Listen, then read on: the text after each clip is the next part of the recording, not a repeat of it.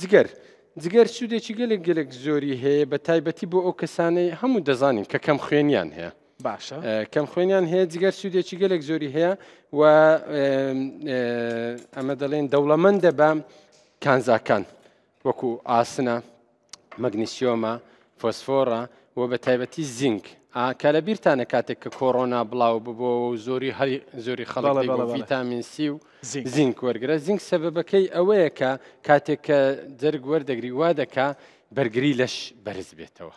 باشە بەڵام دەبێت چەند بیخۆین؟ ڕۆژانە ئەمە جەرگ و با بڵێن ئەمە کە پێی دەڵێن ئەو بەشانەی ئاژەڵ بەگشتی هەموو ڕۆژێ ناکرێ بخورێ. هەموو ڕۆژێ هەفتەی دوو جارێک دەتوانێت هەر کەسێکی کە تەندروستی باش بێ 70 تا 100 گرام لە هەر یەکێکیان دەتوانێت وەریگرێ.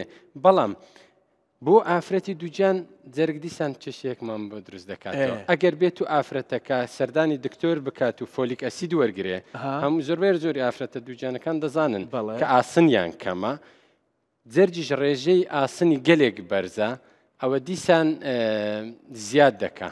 بەزائید وەکو دەبێت ئەو هاوسەنگێک دروست بکاتن. باشە دەڵێن لەبەرەوەی جگەر لە کاری پاڵاوتنە بەشێکی کاری بەهۆی فرمانی جگەرەوە خواردنی جگەر زیان بەخشە تا چەند دروستە؟ ئەوە نقطەی جوانە.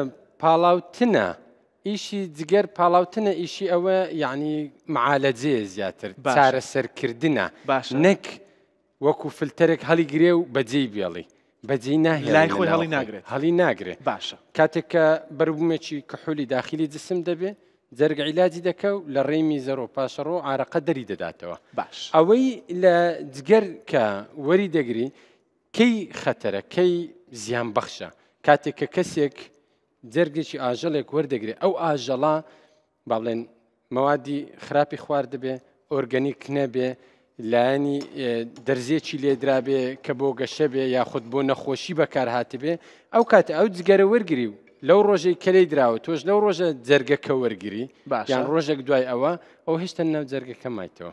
ئەنتیبایۆتیکە چی وەرگری ئەو کاتەوە ئەنتیبایۆتیکە لەسەر ئاژەڵەکە زیانیشی نەبێ لەسەر تۆ لەوانێت زیانی هەبێ. باشە بە مادەم وایە با جگەرەکە تام بکەین.